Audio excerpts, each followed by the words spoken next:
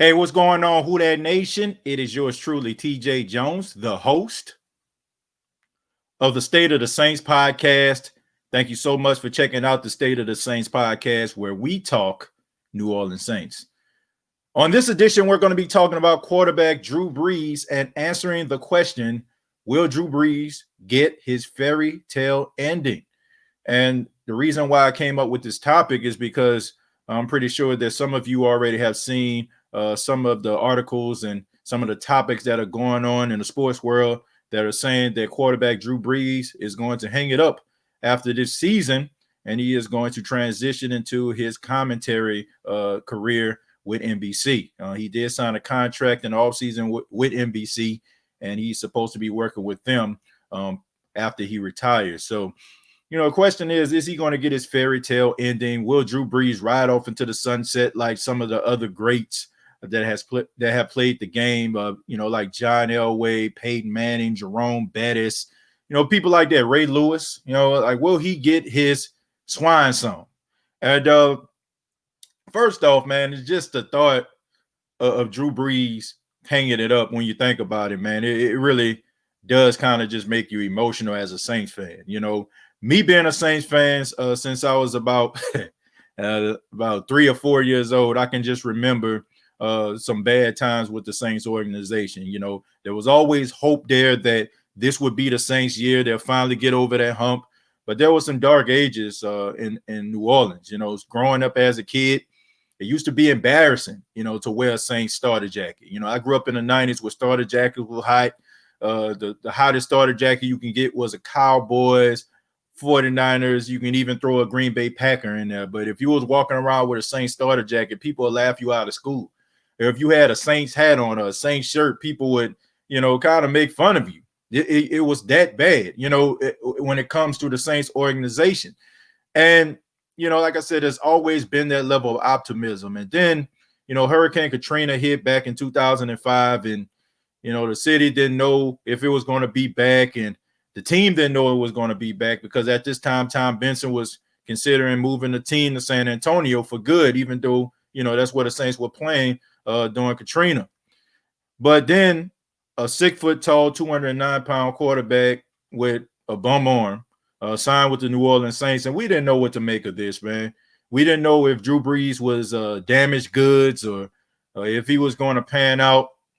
But it ended up being one of the best decisions this organization has ever made.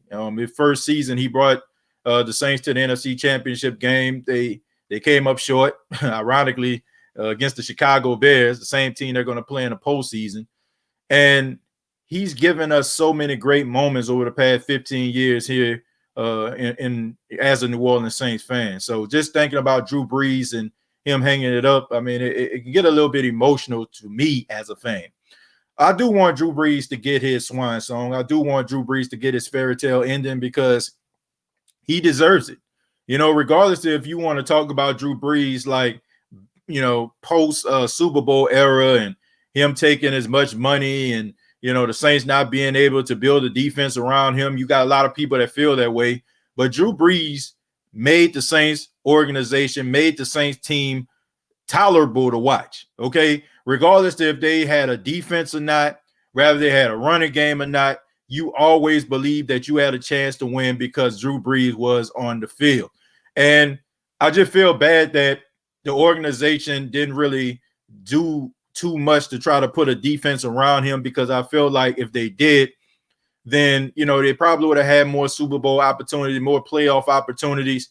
But right now, over the past 3 to 4 years, from 2017 on to the present, the Saints have put together some of the best draft classes, and also got some of the best offseason acquisitions they can possibly find to get to this particular point. And I do feel like the New Orleans Saints have their best opportunity this year to go all the way to the Super Bowl, because this is one of those years that this is like the only year I can think about that I can really truly say that the Saints can actually win without Drew Brees carrying this team. And we've seen this on different occasions where Drew Brees was out with the cracked ribs. We've seen this when the running game was percolating. We've seen with the Minnesota Vikings game, Alvin Kamara took over that game. And it's so great to see that he doesn't have to carry the team. All he has to do is just do his job, not turn the ball over, and get the ball where it needs to be to the playmakers. And, I do feel like the Saints can't go all the way. We all know that sometimes they can have some hiccups, but I'm more optimistic about this season than seasons past. And Drew Brees deserves to go out and retire as a Super Bowl champion. So hopefully they can get it done. Hopefully he can get his fairy tale ending, because I would love to see Drew Brees go and retire and leave in the last moment that we see his confetti falling down on number 9, because he's a Super Bowl champion. And also I just think that it will help his legacy, because they got some haters out there, man. They got some people out there that don't want to give Drew Brees his credit. They don't want to put Drew Brees in that top 10 conversation. They're always trying to discredit him. And most of the time when people talk about him today, I'm talking about the prognosticators. They're always trying to talk about, oh, he's damaged goods, or he can't throw the ball down the field. It's always something negative. It's never like anything too positive, okay? And even like when he does something positive, like throw for a whole bunch of yards, they make it seem like anybody can do it. They make it seem like anybody can just go out there, throw for 80,000 yards. Like anybody can just take a snake-bitten franchise and make them legit. Like they just make it seem like anybody could do this. And I just feel like that's a slap in the face. And I don't even think it should be of any, I don't know, man. I don't feel like this should even be a debate about where Drew Brees stands in the sands of time, because I'm going to be 100% with you. If we looked at Drew Brees like we look at somebody like LeBron James, right? Okay, let's look at it this way, right? The first 2 championships LeBron James got, a lot of people put asterisks by it, right? They put an asterisk by LeBron James championships because they were like, well, look, man, look who you did it with. You did it with Chris Bosh. You did it with Dwayne Wade out there in Miami. But when he took the Cleveland Cavaliers to the NBA Finals and he beat one of the best teams with the Golden State Warriors, everybody started to give this man his credit, because he took lowly Cleveland, a snake-bitten franchise, a titleless city. He put it on his back and he brought that city a championship. And everybody says that championship was, it basically took him to the next level, and it kind of put him in the upper echelon when it comes to the all-time greats. So I don't understand like why you can't do that with Drew Brees. I mean, because you have to look at the organization, the Saints organization as a whole, and how it was before he got here and how people look at it now. So I don't understand like how anybody can discredit this guy based on what this guy has done in the organization that he did it with. So I really don't understand that. And I understand the media, they tries to put their own, little darlings in that category. They love their Tom Brady's, they love their Aaron Rodgers, they love their Patrick Mahomes. But I just feel like, Drew Brees was one of those guys that, just because he's not the most exciting guy, and maybe he doesn't, have that rock star life or that exciting life. And I just think that a lot of people just kind of take him for granted. And even us in the Who Dat Nation, sometimes we take him for granted. I know I have. I've taken Drew Brees for granted because, since he's been here, we always had stellar quarterback play. We always had that great quarterback play. We always knew that we can count on Drew Brees to get us where we need to be. And it's almost as if no matter how many touchdowns the team is down, like they can be down 3 touchdowns, 4 touchdowns, and we still feel like in the back of my mind, they okay.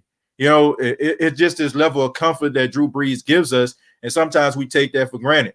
And we also take for granted that he has given us so many great moments, and now that he is not the quarterback that he once was when he was in his prime, we take that for granted.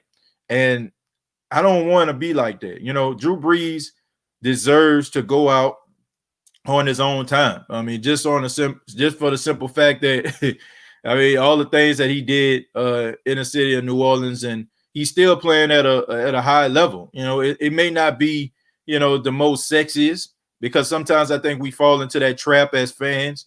We fall into that trap when we're watching people like Patrick Mahomes with the arm talent, Aaron Rodgers with the arm talent, Josh Allen with the arm talent, and the prognosticators telling us this is what a real quarterback is. This is what true quarterbacking is all about. The exciting no-look passes, the, you know what I'm saying, drop it in little small places, 60-yard bombs off the back foot. It's telling us that that's the way the quarterback position needs to be played. But I'd rather have a quarterback that gets the ball where it needs to be with precision and good timing than somebody that just can wow you with great arm talent. I always often use the example, Jeff George had great arm talent. Rob Johnson had great arm talent, you know, but those guys never panned out. You know, Brock Osweiler had good arm talent, but it's about getting the ball where it needs to be. And I will have to say that Drew Brees is the most, well, he is the most accurate quarterback. He is the most precise quarterback of all time. And even though I want to see him win a Super Bowl, I don't feel like an additional Super Bowl validates him as being one of the all-time greats. I think you have to put him into that category. And another thing people try to do is they say he threw for all these yards and they look at the era. But a lot of the rule changes took place probably like 4 or 5 years after Drew Brees got to New Orleans. And he threw for like 5,000 yards at least 3 of those times, you know, before they actually did the rule change where you can't go at a quarterback's leg or try to slam him down to the ground. So he always was efficient and he always, you know, did what he needed to do. So I think people just need to give him his credit in that regard too. And, you know, I also just feel like, you know, they'll elevate other quarterbacks if they do the same thing Drew Brees does, but they just make it seem like it ain't nothing when he does. And that's something I just I'm just not feeling, man. I'm just not feeling that at all. But we in the Who Dat Nation, we love Drew Brees. We thank him for the moment. And as time goes on, you know, then, you know, we'll begin to talk about this a little bit more. But if this is his last run, hopefully he can get it done. The team can get it done. And, you know, we don't have any heartbreaks in the Who Dat Nation, because it would be sad that this team has collectively been together and they have put all this great talent on the team and they have absolutely nothing to show for it except for a couple NFC South t-shirts, which is nothing to, you know, sneeze at. I mean, that's a great accomplishment to win your division 4 straight times and also sweep your division, the first team to do that. But I'm pretty sure that the Saints would trade that all in for a couple shots at a Super Bowl championship. So that's the way I feel about it. Drew Brees, we're in the Who Dat Nation. We appreciate you. And we're looking forward to seeing what you can do going into the playoffs and the postseason. Right now, I submitted a little status on Facebook, facebook.com, search The State of the Saints podcast. And I asked you all to send questions to me. You know, send me your questions and, you know, I'll answer a few of them. So right now I'm going to do a little Saints Q&A. And the first question that I have, it comes from Travis Johnson. Travis says, are you concerned about our secondary going into the playoffs when possibly facing time like Green Bay again? Well, I guess he's saying, are you concerned about the secondary going into the playoff when possibly we can face Green Bay again? You know, so I guess that's what he's saying. So this is what I feel. You know, I'm not concerned about the secondary. I just think that that's something that is in the back of our minds. You know, the secondary not playing well at crucial times. And I think that we still have that in the back of our minds, like last year, right? When the Saints played the Minnesota Vikings and Adam Thielen went off and, you know, Stephon Diggs, he was held in check, but he caught passes where it mattered most on third down. And, you know, and Dalvin Cook catching the ball out of the backfield. But I'm not concerned about the Saints secondary.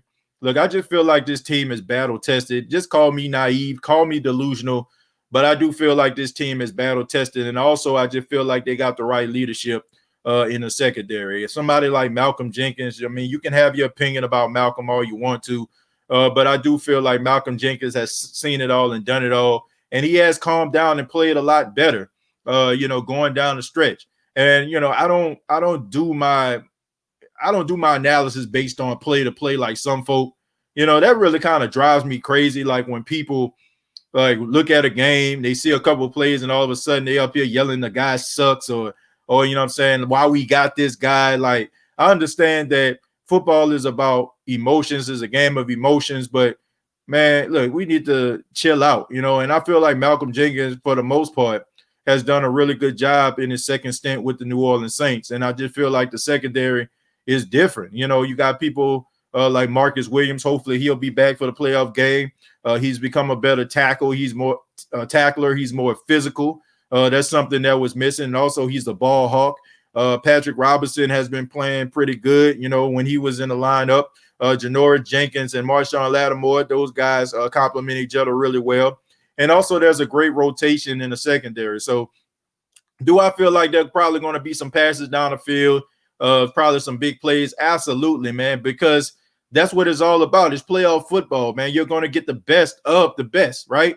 Teams are coming up with their best offensive game plans to try to move the football, to try to get more points than the opposition. So if a play gets dialed up and somebody catches a pass down the field, I mean, I'm not going to be all discouraged and stuff like that, because those wide receivers get paid a lot of money to catch the football too.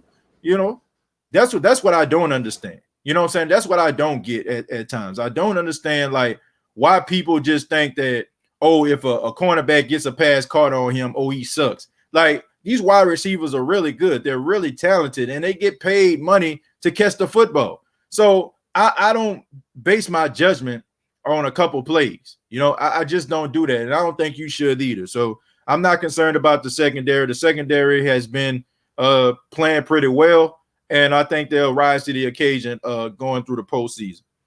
Until they prove me wrong, that's the way I feel. Next question comes from T. John White. T. John says, do you think the Saints will draft a quarterback in the first round? Who do you think is Brees' heir? Well, first off, I don't think that the Saints are going to draft a quarterback in the first round. And it's for the simple fact that I don't feel like Sean Payton really cares for young quarterbacks. I think he liked those seasoned veterans that don't really need that much maintenance and polishing. First off, when you've been in the National Football League for X amount of years, the game starts to slow down for you, right? So if the game already slowed down, that's probably the I say it's the toughest part, right? The game slowing down for you. And I feel like if you get a seasoned veteran, the game is slowed down and they have a little bit of talent, a little bit of ability, you can actually shape them and mold them if they have that made up mind and willing to learn, and they have the intangibles in order for them to be a solid quarterback. And I just feel like Sean Payton really believes in Taysom Hill and Jameis Winston. I don't feel like it was a mistake. I feel like Sean Payton learned his lesson last season with Teddy Bridgewater. I think it was, I think Teddy would have still been with the New Orleans Saints if he never took the field. And I just think that Taysom Hill getting that opportunity, all the while having Jameis in your back pocket. The last moment that people have of Jameis Winston is him having 35 turnovers, 30 interceptions, so I just think that he feels like he can fix Jameis, and I think he really believes in Taysom. So I don't feel like they're going to try to get a quarterback in the first round. I don't see that happening. I think the Saints need to focus on getting another pass rush in the first round. I think that's the direction that they need to go in. The Saints need, somebody to get to the quarterback. I don't know if they're going to be able to keep Trey Hendrickson, especially if the Saints make it all the way to the Super Bowl. I don't see that happening. Them keeping Trey Hendrickson. I ain't talking about the Super Bowl. I'm talking about Trey Hendrickson. But so if you can get yourself another pass rush, because quite frankly, I don't know if Marcus Davenport is going to ever be what we expect him to be. And I hope I'm wrong with that, but you can't be around here, still wondering and wishing and asking and praying that this guy pans out. I mean, you got to move forward. So hopefully the Saints, end up getting somebody that can actually get to the quarterback, rather it be, a linebacker or a defensive end, a linebacker that can actually rush a quarterback and, also, be able to help when it comes to coverage. Next question is from Trevi Stewart. Says, do you think we will have a strong running game versus the Bears? I think that is possible. The way that the Saints offensive line has been playing over the last few games has been outstanding. I do feel like if they're up to the task, I think that they can run the football.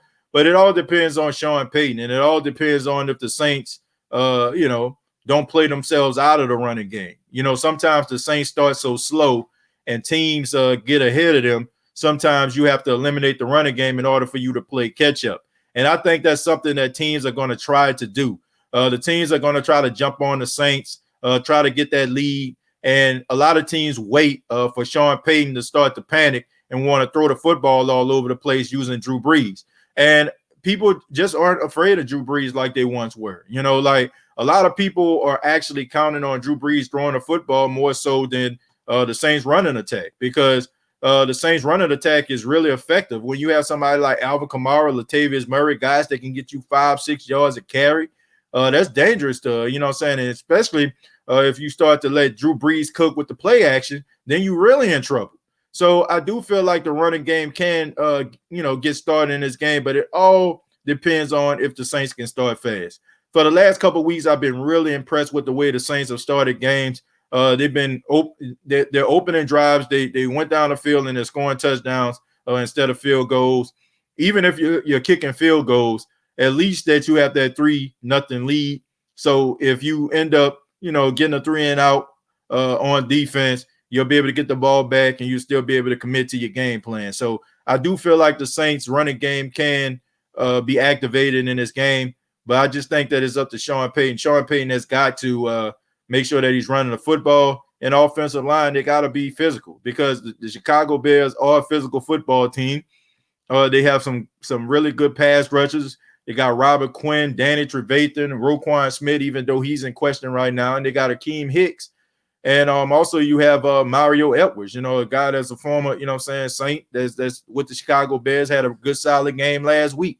So these guys are ready to go out there and try to perform, man, and trust and believe. They're not looking at records when they go out here and facing the Saints. So these guys are going to be up to the task.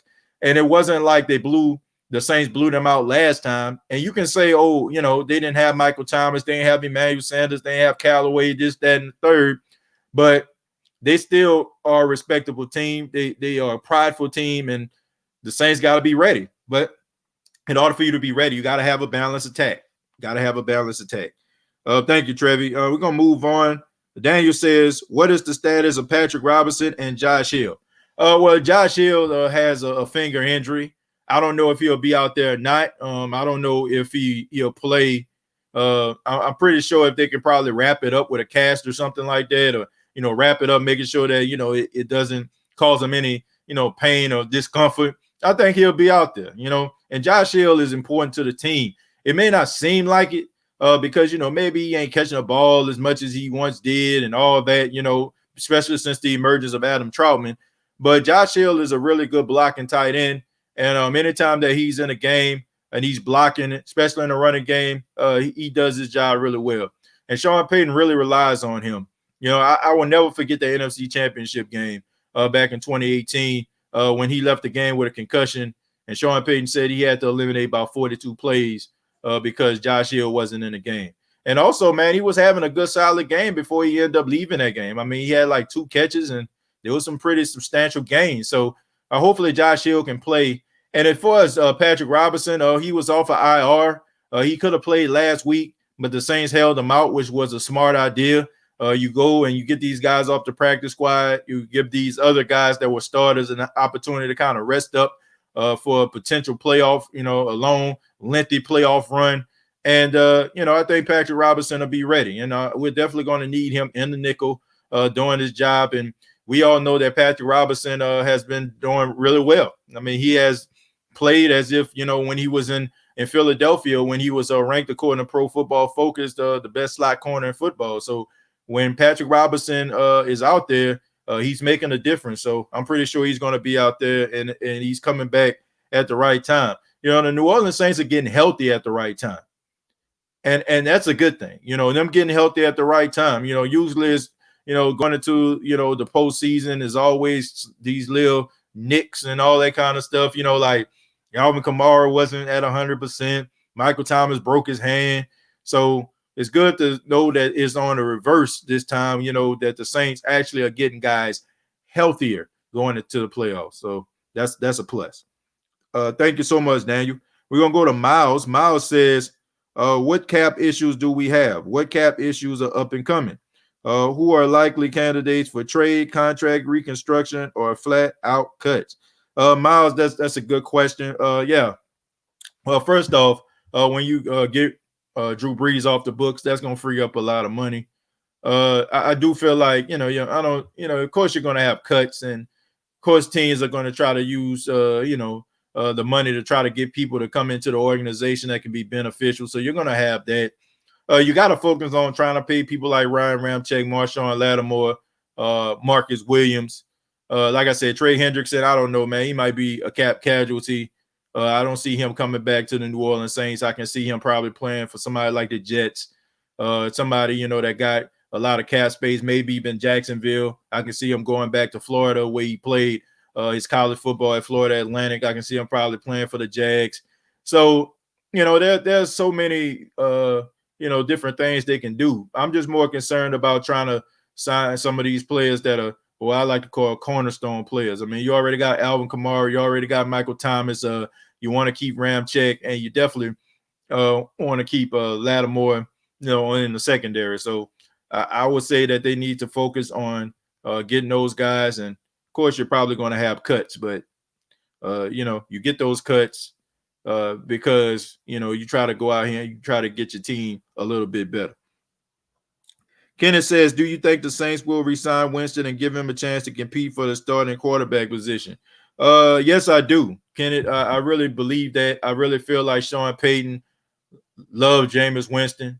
Jameis Winston is a guy that has a lot of talent. The only issue is a huge issue, especially when you're playing quarterback, and that's turning over the football. You got to be more careful with the football, but I think that Jameis would get better because you have a running game in New Orleans, right? I mean, he didn't have a running game when he was in Tampa. It was him and him alone. You know what I'm saying? It was him throwing the ball all over the place. Now, he wasn't making the smartest decision with the football, but that happens. The more the ball is in the air, there's a strong chance that it's going to be intercepted. And if you're a quarterback still trying to figure it out, still trying to dissect defenses and try to understand different packages that the defense present to you, then you're going to struggle, right? So I just feel like Bruce Arians did not do a really good job putting them in a position to succeed, and neither did Dirk Cutter. These guys didn't do a good job, keeping Jameis Winston focused, and also having an offense around him that can help him be successful. But with the Saints, I think that they can, because it's not the Jameis Winston show. He no longer has that chip on his shoulder, or has the organization on his back. Like, he doesn't have that anymore. When you're the first pick overall, teams expect for you to change the complete foundation of their organization. With the Saints, I mean, you just came in, so you're just a guy now, and that's huge pressure that is lifted off of you. That's why sometimes those first round picks, when they go to teams, it may not pan out the first time around. Then they go somewhere else and they play really well. It's because they no longer have that pressure. You go from being the guy to a guy, and that's huge. You know what I'm saying? Because when you're a guy, it gives you an opportunity to learn, because the expectation has lowered just a tad bit. So when you become the guy, it's like everybody's hopes and dreams are on your shoulders. So I think that was a huge burden for a young quarterback that was still trying to figure it out with Jameis. And now he has an opportunity to sit down and be in a quarterback room with a legendary quarterback, an offensive-minded head coach that understands that I want to make sure that you succeed. So I'm going to take the things that you do good. I'm going to utilize those. And at the same time, why I'm teaching you this, we can run and execute the plays that you're comfortable with. And I can also teach you some things that you may not know. So if I were Jameis Winston, I would definitely try to come back to the Saints organization, because I think that would be a very smart move for him to do. Let's see. Justin says, will Anzalone show up, play very well in the playoffs? Because when he does his job, it frees up Demario Davis in the pass and run. And Alexander was a prime example before he went down. He came in, did his job, and Demario Davis was all over the field. Look, I think Anzalone is going to do a good job. Now, if you're expecting him to be Kwon Alexander, I think you're asking for too much. All right. He's not Kwon Alexander. He's Alex Anzalone. Alex Anzalone may not wow you with his linebacker skills, but he's a solid linebacker. And look, everybody can't be Luke Kuechly. Everybody can't be Von Miller. Everybody can't be Khalil Mack. Sometimes people just got to be solid. Sometimes you just got to be a solid linebacker. Solid linebackers, they play in the league for a long time. Look at Kyle Van Noy. You know what I'm saying? He went from Detroit to New England to Miami.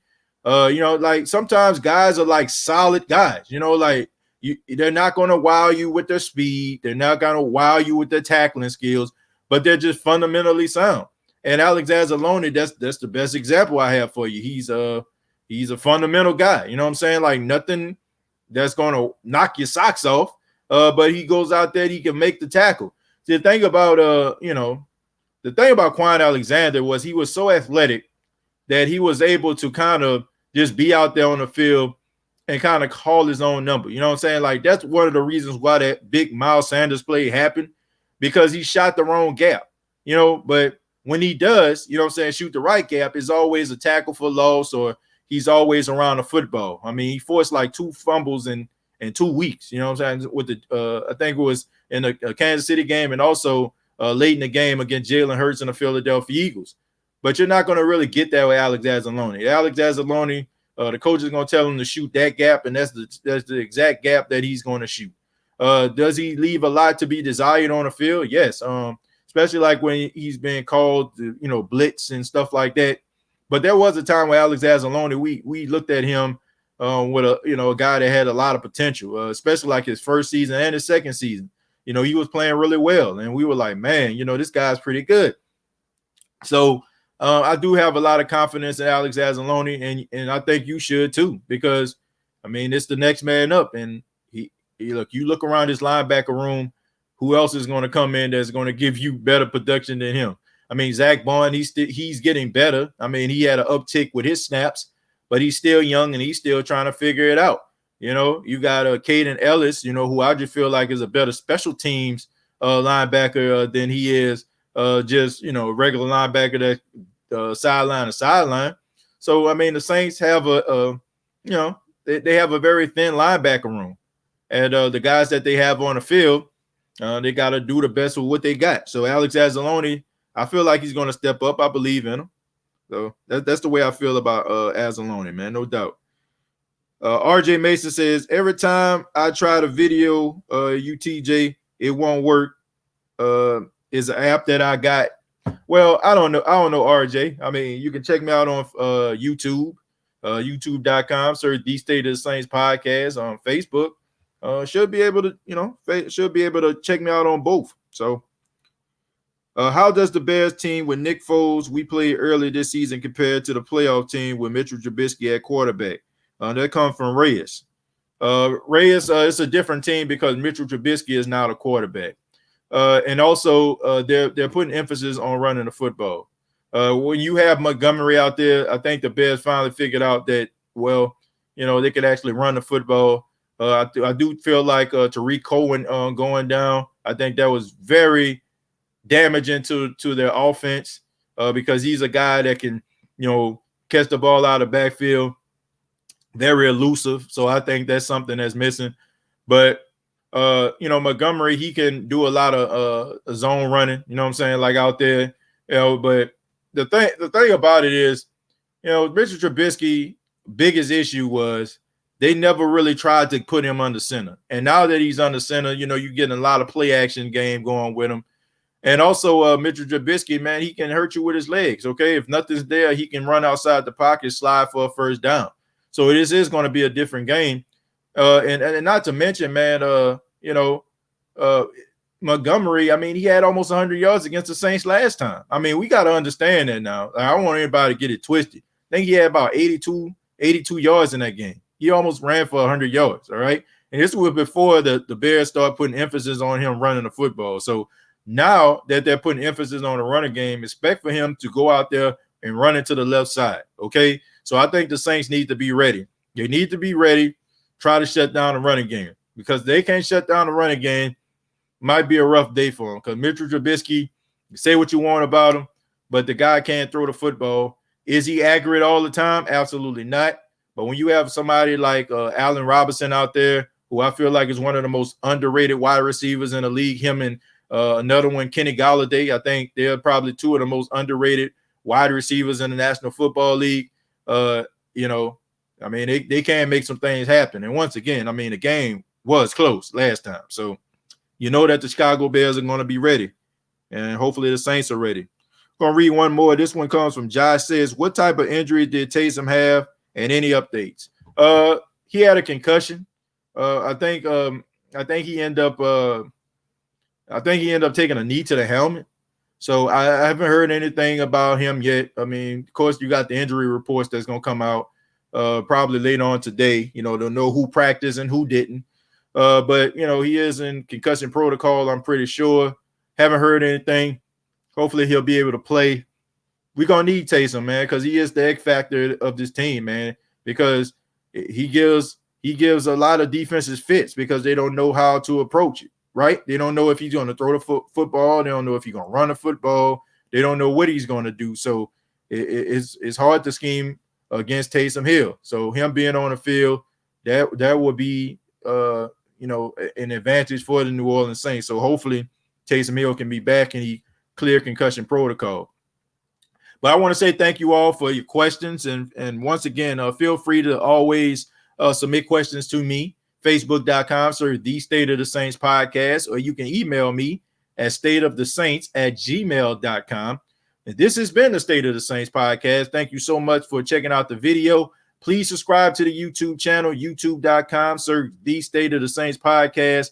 And also for those checking out the audio podcast, thank you so much. You can find the audio podcast on iTunes, Spotify, iHeartRadio, and Anchor FM.